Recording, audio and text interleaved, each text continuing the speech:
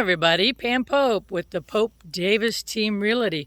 I thought we'd kind of show you a little bit of life as a realtor. So we don't have a conventional office, but we have a mobile office. So I was kind of showing you, I'm going to meet Charisse. This is our mobile office. And I'm going to meet Charisse in the office. Oh, hey, Charisse. Hey, Pam. How are you? I am well. Glad you're at the office already. I am. How are you? I'm well. I'm probably wearing the same shirt as on the last video, but that's okay. You don't have to point that out. Nobody needs to know. So, as I said, this is a mobile office because that's what most realtors live in. And we are showing property about an hour out of Richmond. So we do a lot of traveling. Saturday, I think we're doing 2-hour drive. So we go where you want us to. So we're going to be zooming this property for our clients. So we just thought, hey, why don't we reach out? Because recently we've been getting a lot of questions from clients, buyers, about kind of processes and stuff like that. So we thought we'd give you like 5 of the top questions asked. Yay! By our buyers. So that would kind of help you out a little bit. So, Charisse? I wrote them down. She did. She always does.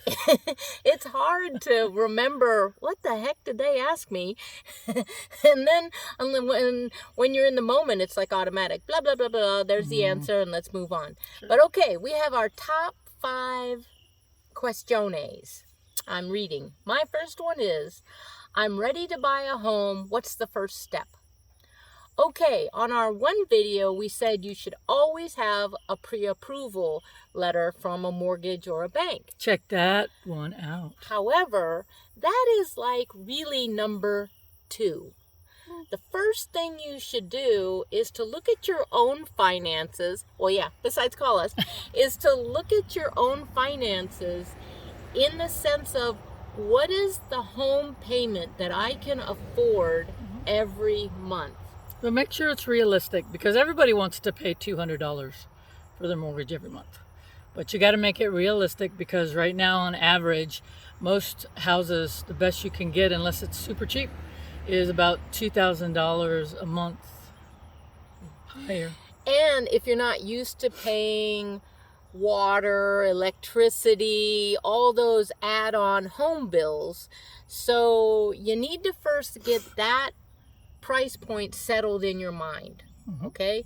Because you could be pre-approved for a $400,000 home, but you get the $400,000 home and all you're doing is paying the house payment. That's what we call house poor. We don't want you to be house poor, okay? Not worth it. Now, number 2, what is the earnest money for? Well, the earnest money says it right in the name. It's how earnest you are about wanting to buy a property. So the seller wants to see in your contract offer how sincere you are or serious about the property that you want to buy. So usually you put down 1% to 2%, but you can put down more, and that can be done as a contract strategy because then the seller looks at it and the selling agent goes, ooh wee, wow, they are really serious about this property because they're wishing they really say ooh wee, wow. I've recorded it. And they're really serious about this property because they put down $5,000. Okay? So that money goes into account. No one can touch it. Escrow account. That is the legal name. And then that money goes towards your closing costs. Yes. Okay? So that's the earnest money deposit. In our mobile office, there's a B. A new client. So gotta go. Here's the third question. We squirrel a lot. Because we want to make it fun and easy. There's nothing worse than it being fun and a pain in the butt. True. Well, it wouldn't be fun, would it? It wouldn't. It'd just be a pain in the butt. It'd be a pain in the butt. Okay, now the third one, Pammy. Should I get a home inspection? take it away. Oh, most definitely.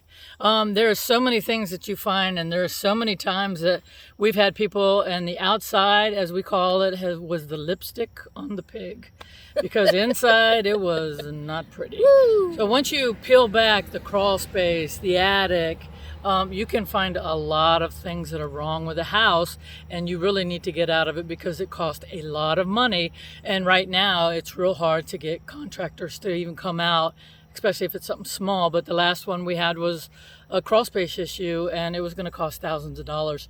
So he got out of the contract. So they're extremely important, because what you don't know, you don't know.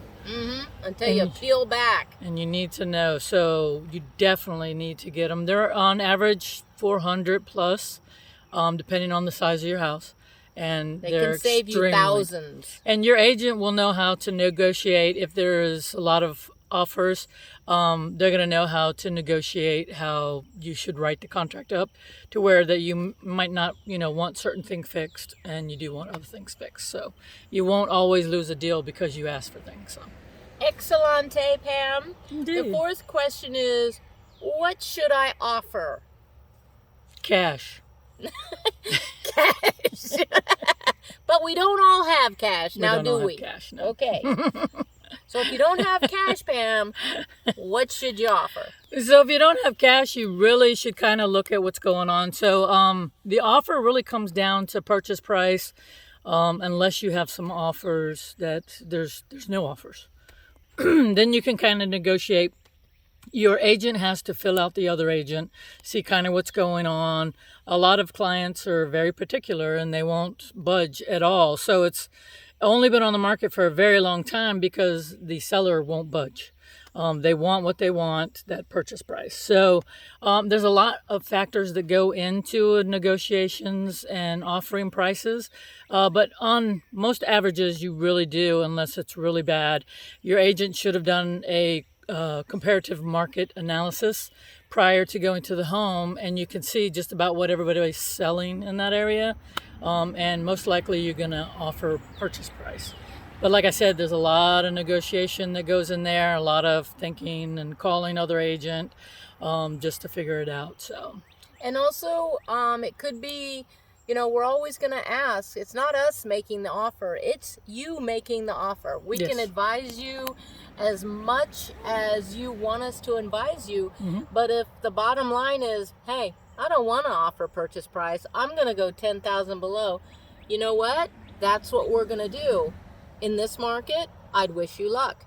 But maybe in another market, it would work. Or with a particular property that's been sitting on the market for a long time. Exactly. And in this market, what she's saying is we have very low inventory. So technically it still is a seller's market, just for the fact that there's no properties out there. So it's just a lot harder and a lot more negotiation. So. Okay. The fifth and final question. What comes with the house? Customers always ask, well, what do I get with the house? Do I get the washer and dryer and the beautiful mirror in the bathroom? Well, it depends on what is in the MLS statement on what you're going to get, and also what is in the negotiations. You can write stuff in the contract about what you want to get. And what else, Pammy? So just because it's in the MLS does not mean that it is automatically coming to you. Correct. You have to put it into the contract.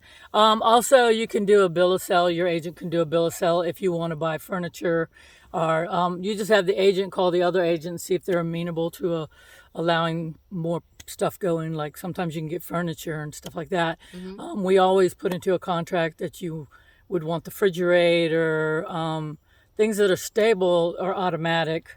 Like Sharice was talking about, like the stove and the microwave and the wall. Anything that's attached to the wall stays with the house. But it's always good to have your agent put everything in that contract. You don't want to do too much. That's why you can also have your agent do a bill of sale. So the best thing to do is get with your agent, talk out strategy. And if you have a good agent, you're going to get what you want. Indeed. Yeah. The one Eventually. thing you have to remember, and we learned this from our broker, it was kind of funny. She goes, you know what? I closed a deal with a client, or was about working on closing a deal with a client, and the client was all about the mailbox.